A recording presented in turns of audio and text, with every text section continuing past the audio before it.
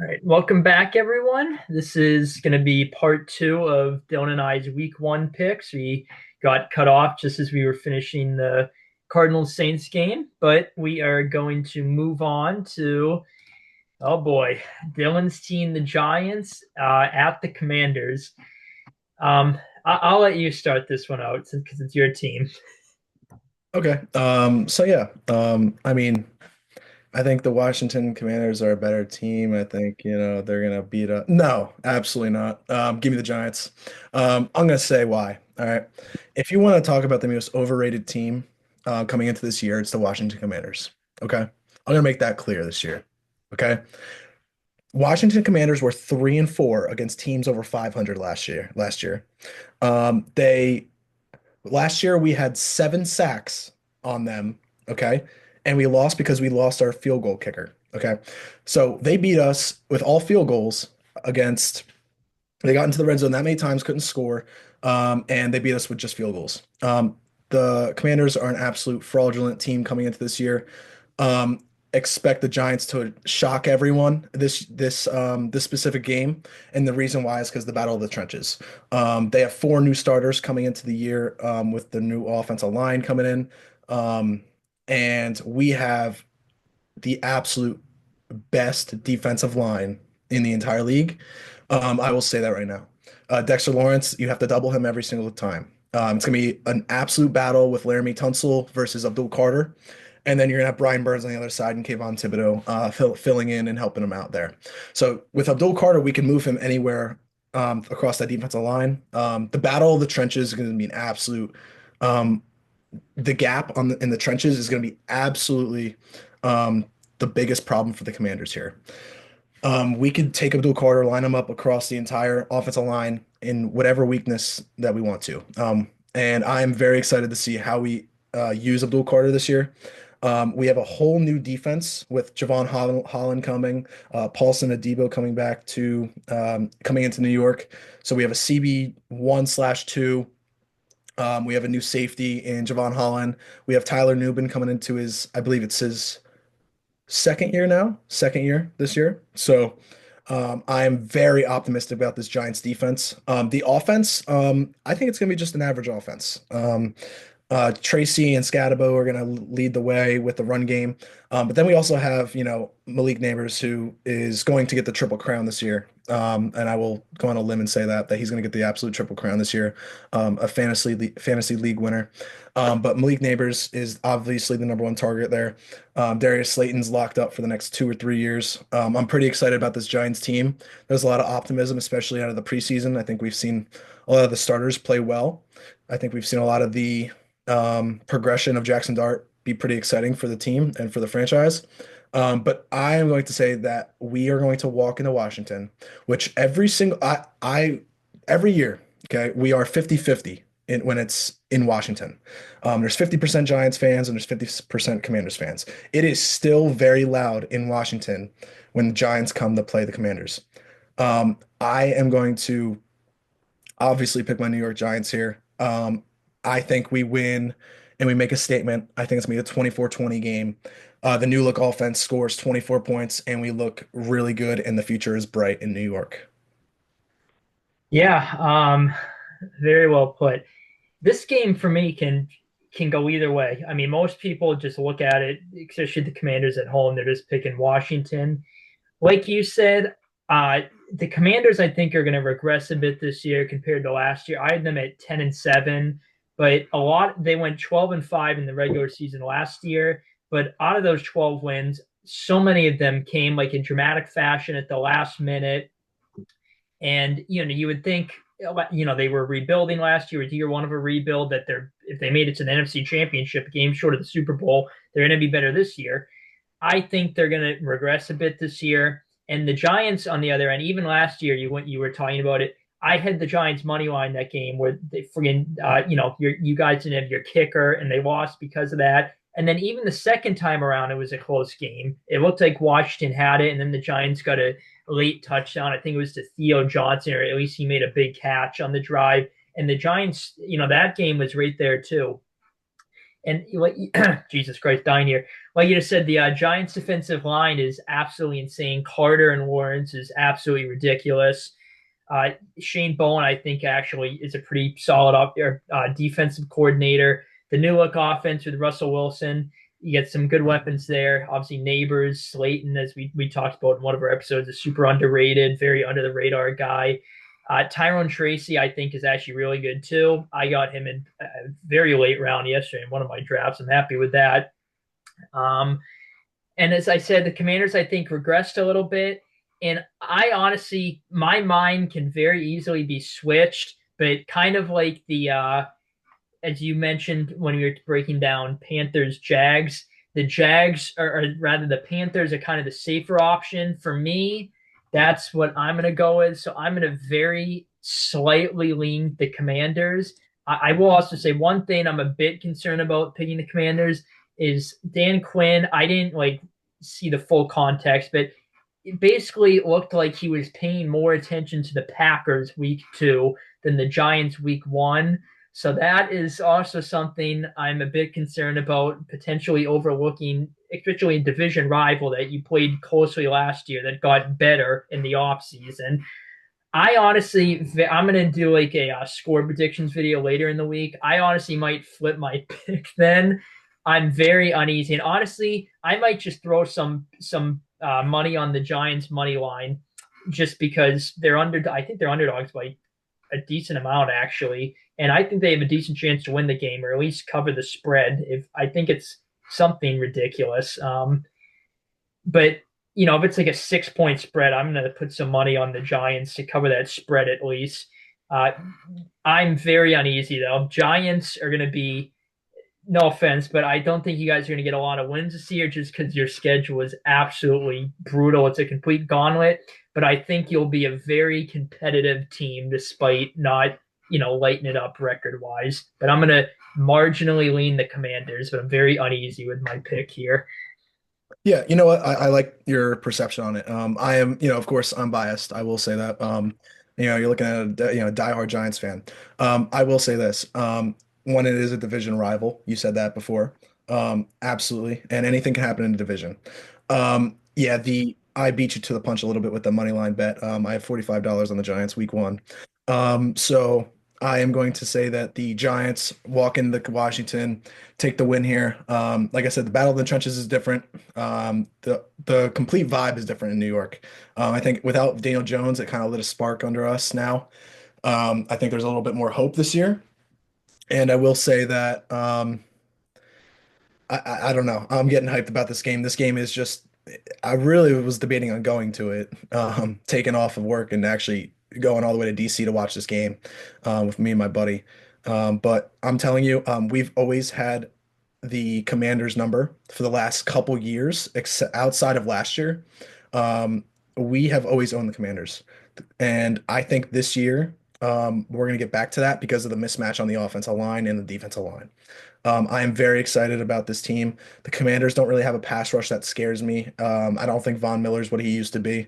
I don't know. I'm just not a big Bobby Wagner guy anymore, really. I think he's kind of fallen off a little bit more, especially from last year. But I am going to definitely lean the New York Giants in this one. And I think even if I was not a Giants fan, I'd still probably take a flyer on the Giants here. I think the money line is really disrespectful this year, and which is fair because the last couple of years we've been awful. But give me the Giants all day. Let's go. Yeah, uh, definitely. I mean, there's some week 1 games where it's like, all right, yep, definitely this team. This one is not one of them. This is a tough one. Um, okay. This is another one. Well, this is one you immediately look at and like, all right, yeah, box. But and then it's like you think about it, it's like, well, for me, this game can go either way. I'm gonna go with the safe option here and go with the Bucks. Oh, oopsies. Here's I moved the Falcons logo. Now I moved the Bucks. I can't click my name here. There we go. I'm gonna go with the Bucks here.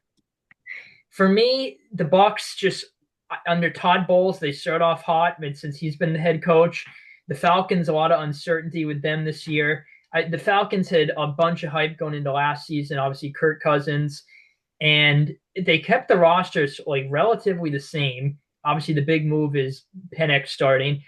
I actually like what I saw from Penix last year. It was obviously a very small sample size, only 3 games, but I think their offense could be one of the sneakier ones in the league.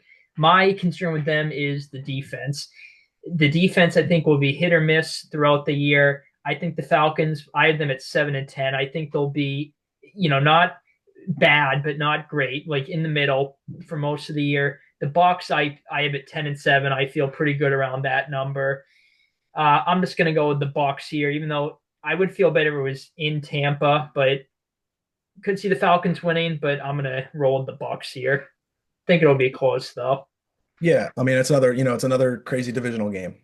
We have, the Falcons at home, looking to, you know, take what's theirs, and that's this week one win. All right. So I'm gonna go with the Falcons on this one. I think the second, like you said, you look at this matchup and you go, you know what? Bucks, right? I did that. I was all in the Bucks on this one, but then I kind of dove deeper into like the roster and Penix, he's dishing it out to um, Drake London, who's looking to have a bigger year this year. Bijan's coming off one, he's gonna explode off of the year he had last year. At the end of that year, we saw Bijan take off, and he really just thrived in the run game and the screen pass plays. I'm very excited for the Falcons this year. I want to see what happens in these next coming weeks with the Falcons. I think the Tampa Bay Buccaneers are still dealing with a lot of injuries from Chris Godwin and Jalen McMillan. I think that their weapons are a little bit limited now with you have Mike Evans. So of course Mike Evans is Mike Evans. You have Bucky Irving. So those are the main two guys you have to really watch out for. And of course, Baker's, he's pretty sneaky on his legs and stuff as well. But I'm gonna have to go with the Falcons here. I think the Falcons, I think they're gonna make a statement. I think that, they're home. They're in a, perfect scenario to take a nice little sneaky win here. I think it's the Falcons winning 23-21 in Penix's 2025, 2026 regime here. I really think the Falcons can win this and squeak by barely, but I think they got it this one.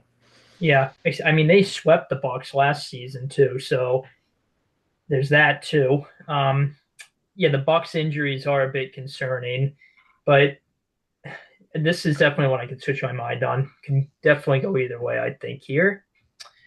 Tar Heels are about to score a touchdown. That'll be nice. Okay. Oh, this could be an interesting one. All right, so Bengals Browns. So what has been the Bengals' key issue the past couple of years? Slow starts. So to counter that, they've been playing their starters more in the preseason.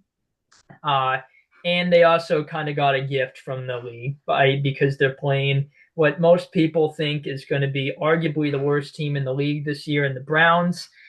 The Browns, I actually don't think they're sort of in the same situation as the Saints for me. Their roster, like on paper, actually isn't like awful. It's just the quarterback situation is a glaring concern and a question mark. I think the Bengals, going into this game, they really know they want to avoid a slow start, so they're going to be extra motivated to, win this one. I'm definitely picking the Bengals here. I think their offense will, look like the Bengals offense from last season.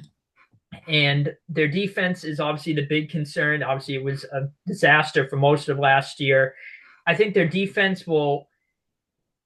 I actually could see it going either way. I could see their defense playing really well, or I could see Joe Flacco and company having a really good game. I think their defense will, if I had to guess, probably have a solid game.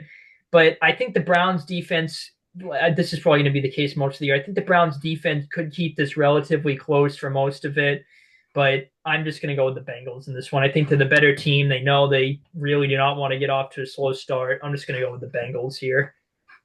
Yeah, I think this offense that I mean has never been the problem for the Bengals. The Bengals have always, had scored points and knew how to score points, especially against their division rivals and stuff like that. I am going to, of course, go with the Bengals. I think that they're just the safer option. I don't think it. I just off of last year, I think they're ready to start this 2025, 2026 campaign pretty well. I think that in the short yardage game, we're gonna have to really look at a guy like Chase Brown. I think Chase Brown's gonna have an absolute game in this one, as well as Jamar. I think we're gonna see Jamar Chase and Chase Brown in this game thrive in the short yardage game, and then by the goal line, I think we're gonna see a lot more of T. Higgins. So if they want to throw like fade balls to T. Higgins, I think they could do that in this scenario just to avoid the Myles Garrett pass rush. I think that we're going to see those quick yardage situations. The Bengals are going to try to probably run the ball on first and second down to try to get third down a lot more easier in that situation, just so they're not dealing with a 3rd and 15 and Myles Garrett is blitzing off the edge, you know. So I think that we're going to see a pretty dominant victory, honestly, from the Bengals. I think it's somewhere along the lines of like 32 to 20. We know what their offense can do. I think they could score a lot of points. Um, the question at the quarterback is absolutely a question mark for the Browns. Joe Flacco, I think he's starting week one, which I actually, put down a bet for that. I had Joe Flacco to start for week one for the Browns. I just thought that the experience and the veteran presence was probably beneficial for somebody instead of like a rookie quarterback getting thrown into the fire week one against the Bengals.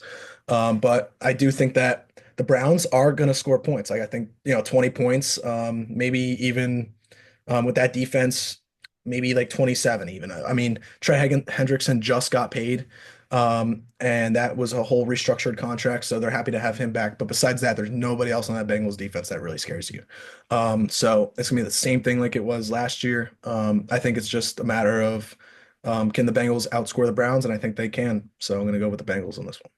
Yeah, I mean, as bad as Bengals defense was last year, it's still limited the Browns offense in both the games they played. So plus I think Al Golden was a good hire for the Bengals. Defensive coordinator calling the defense too. Their defense didn't look too great the preseason, but obviously that's the preseason. You don't want to put too much stock there. But yeah, we're both going Cincy here. Okay, yep, here we go. Now we're getting to the good teams, or at least one of the teams is good here. So the Super Bowl champion Patriots this year. I'm just kidding. Gonna Oh, slow the train down a bit there. Obviously, I'm going with my team in this one. I will say though, I am a bit concerned. I don't want to say concerned. I'm a bit uneasy about this game. I think we're definitely the better team, at least on paper. But I think the Raiders this year, I don't think they'll be like good or great by any means. But I think especially early on, they're going to be a really tricky team to handle. You get a new regime in there. Pete Carroll, I think, like at worst, his team's going to be mid, like at least knock off or at least be competitive with a couple good teams.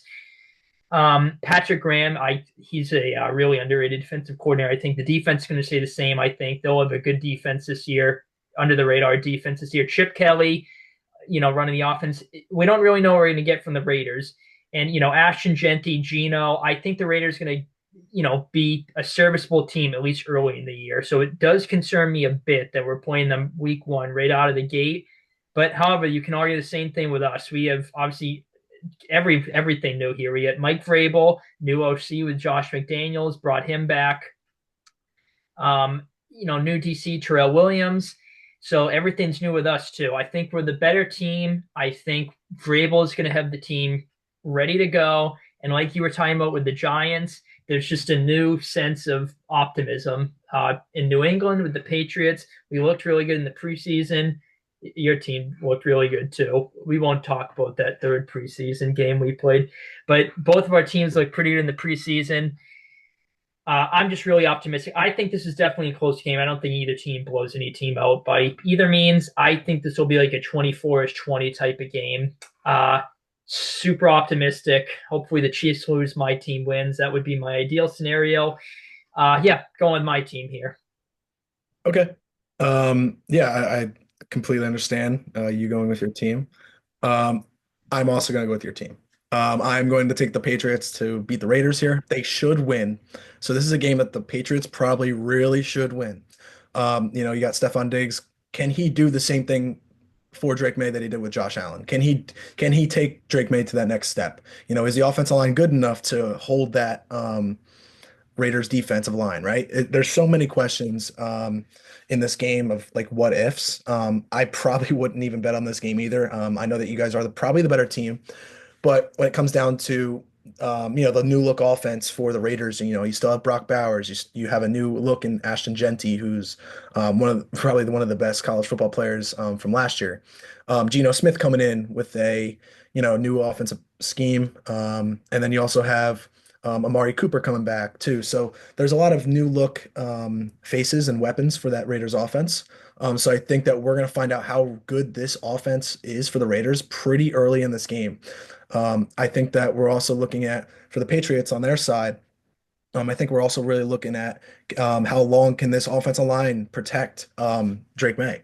Tre'Davion Henderson, I was the biggest fan of him coming out of the draft. When he got drafted to the Patriots, I immediately said Stevenson is now RB2. I thought that Henderson was one of the best running backs coming out of Ohio State, and he was an absolute steal with that second round pick. I was super high on him, and of course, you couldn't ask for a better start to his football career with running back that kickoff return. I know that the Raiders probably will have a better run game, but I am all in on Henderson. I'm all in on the musical chairs running back that you guys have. I think McDaniel does know how to get a little bit out of his quarterbacks to get the momentum going. So I think starting off, I think we're going to see a lot of short passes to, got new faces, probably even like Pop Douglas. I think we're going to see him get incorporated very early into the game. I think we're also going to see Stephon Diggs probably look into those intermediate routes. He'll probably be open, probably around the like dig routes or anything like that. No pun intended. But Kyle Williams, I think we're going to see a little bit of a jump in his game this year. Because I think if you put him in that slot role, I think he can thrive. I think he was a really good steal in the fourth round. I believe it was the fourth round. But I thought he was a really good steal for you guys as well. I think there is a lot of optimism, and I think there's like a new aura coming in from New England.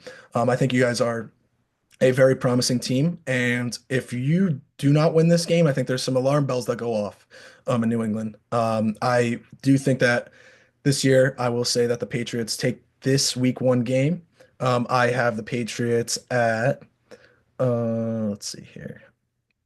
I believe the Patriots win. I think it's going to be 31 to 20. I think that you guys make an absolute, I think the score is going to say, it doesn't, if that makes sense, like the score isn't going to be what it probably is going to look like to be. I think you guys just Yeah. pull away late. I think, like you said, it's going to be like a 23, 24 to 20 game. But I think there's going to be something at the end that's going to happen, and where I think you guys pull away. And it's not a lateral backwards to Chandler Jones for the touchdown. It's going Yeah. to be something a little different. Okay. Uh, So, don't even get me started on that game. But even before that play, we beat ourselves that game. There's so many opportunities that we just blatantly blew that game. I was infuriated before the lateral, and then after that, I don't even I don't I that game I have like PTSD from just looking at the friggin' Raiders logo. I have like PTSD from that game. Yeah, the line is. I mean, there's really. I think if you look at a roster, like in total, there's definitely spots where it's like, all right, yeah, can get better there, like receiver, tight end, for example. But there's no like position where it's like a glaring hole. Like, yep, that is. They immediately need to address that if they want to win. The line is probably the big concern going into the year. We definitely upgraded the line. It actually looked, for the most part, and again, it's the preseason. You don't want to take too much stock from it, but it looked pretty decent in the preseason.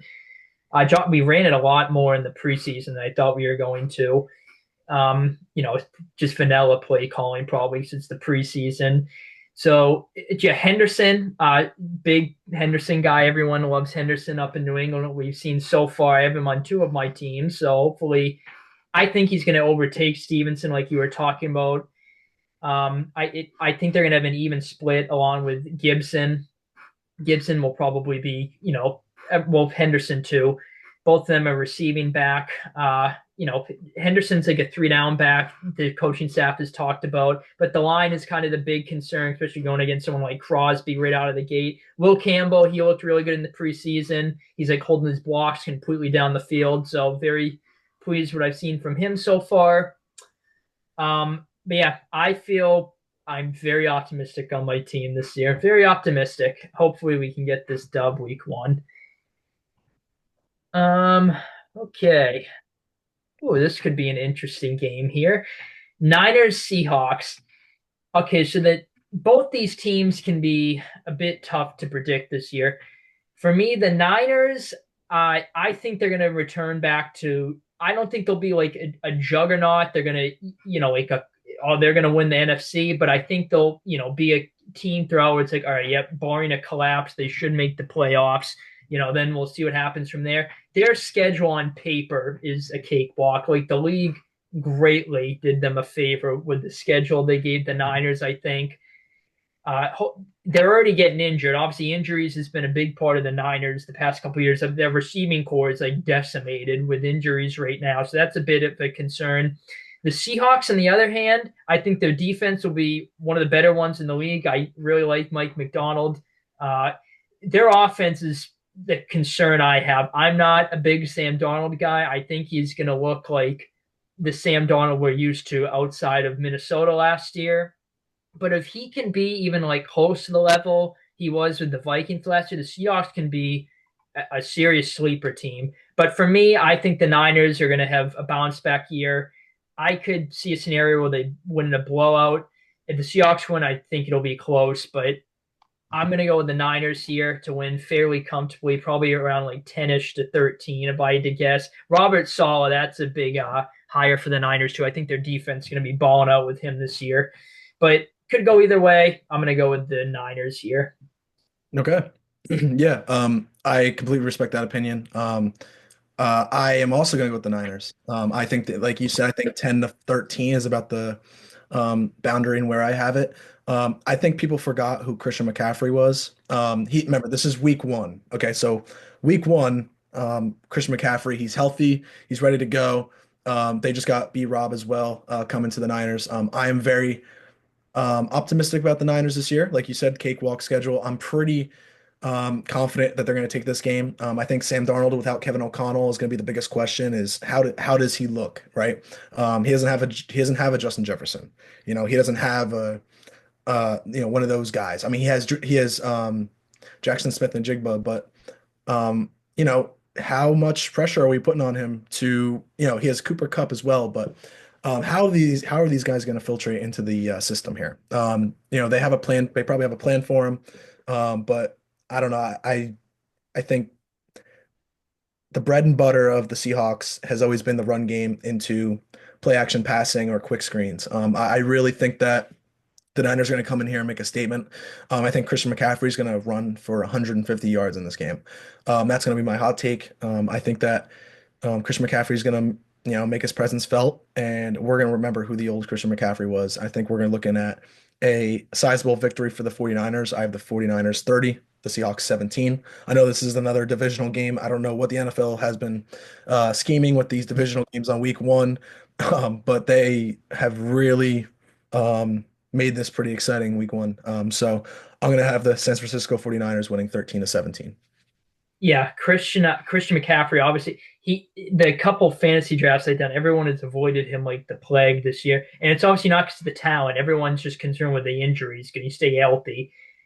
Uh, if he can stay healthy this year, I think even without him, the Niners will be really good. But I obviously with him, their offense gets a significant boost.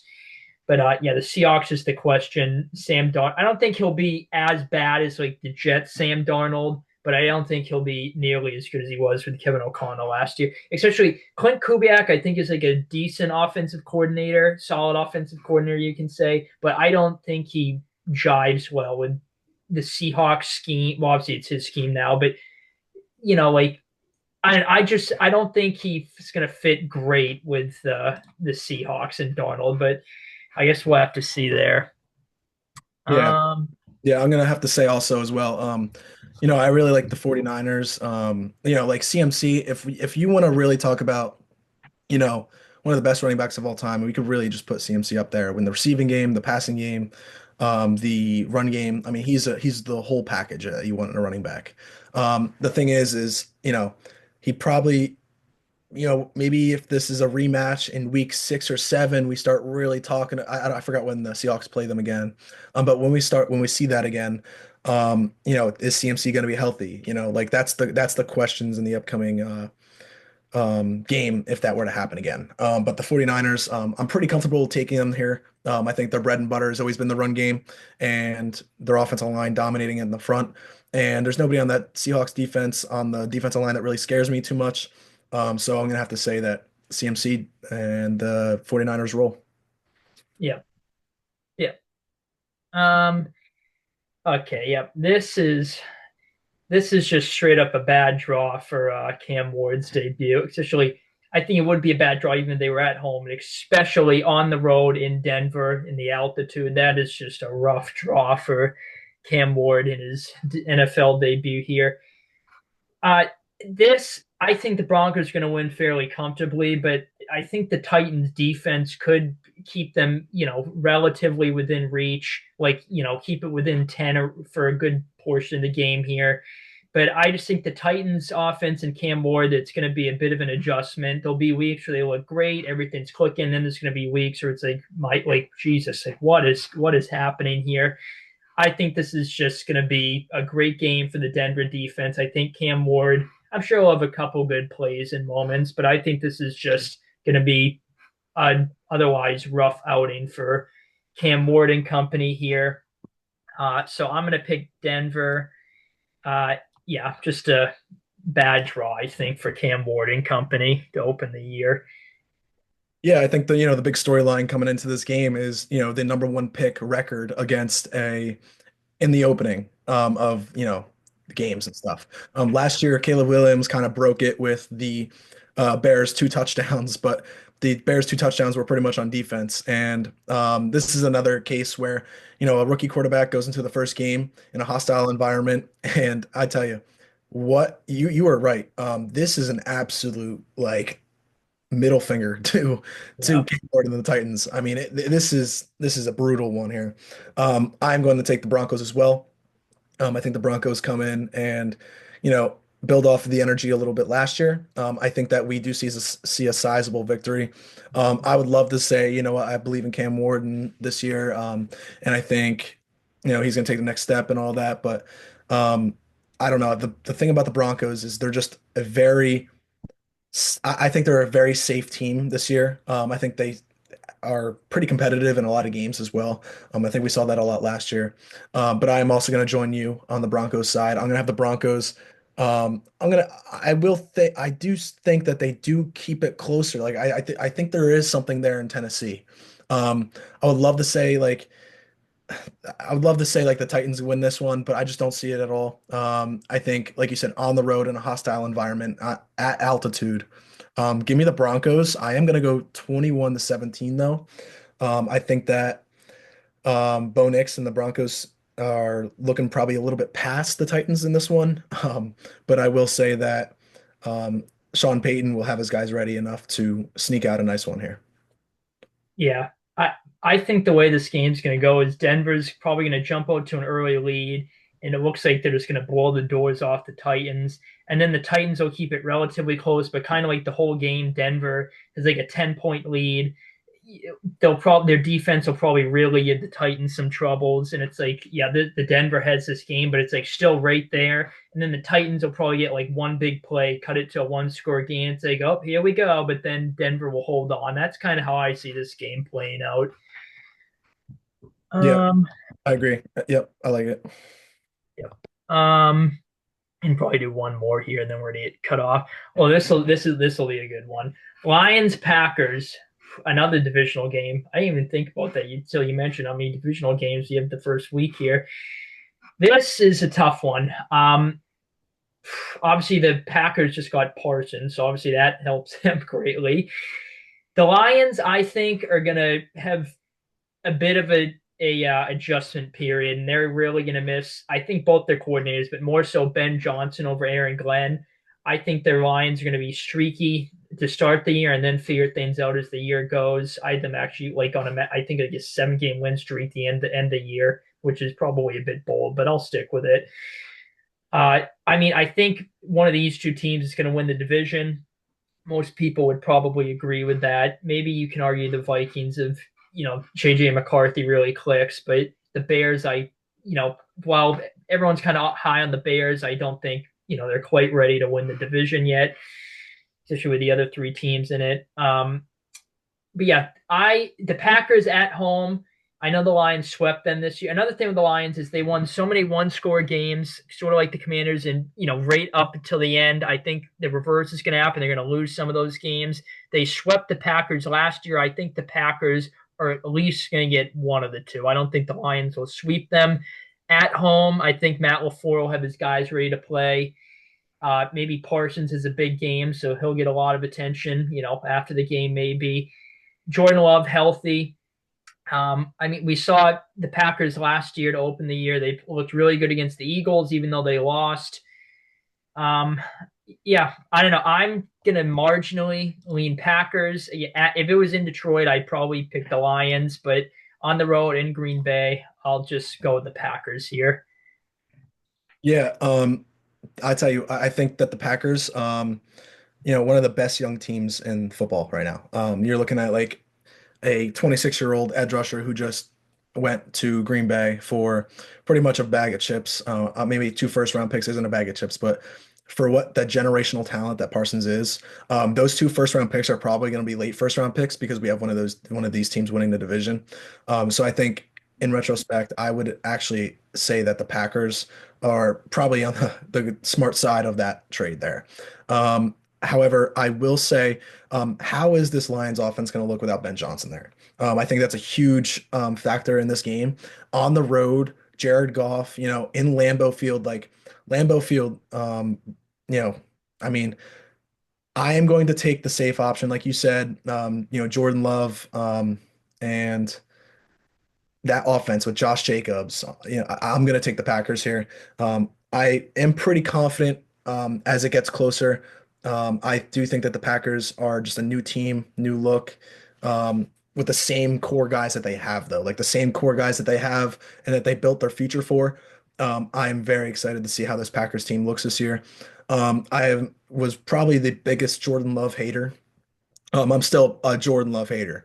But you know what? They added a weapon in Marcus Golden this year. Romeo Dobbs, Jaden Reed's still there. So they do have those guys, and they still have Marcus Golden as well for the deep shots and stuff like that. So I am pretty excited to see how this new Packers team looks and how Jordan Love can actually take the next step. I still think he's been disappointing the last 2 years, I would say. Um, however, we have seen flashes, so I do want to see Jordan Love really take that next step and really make himself look like a top 10 quarterback, because I haven't seen it recently. But what a better situation to do it at home, week one, new regime. The Lions, they probably have the better talent, but it's a divisional game. They're home. I'm going to take the safe option here. I have the Packers winning this game. I have them 27-23. Um, I think if they stop the run, they get after the quarterback, which now one of their biggest needs was edge rusher, and they just got one of the best ones out there. So give me the Packers. Yep. Yeah. I just feel like the Packers are the safer option here. Just a lot of uncertainty around the Lions with, losing both coordinators. The Packers, things stayed pretty consistent, coaching wise. And they got better. They added some pieces. And, the Lions, I think, will be good this year, but I think they'll take a slight step down from the complete juggernaut that they were last year. Um, okay, we are about to get cut off here, so I'll end this recording and then we can bang out I think we have 3 games left. We can bang out the last 3 in the next part here.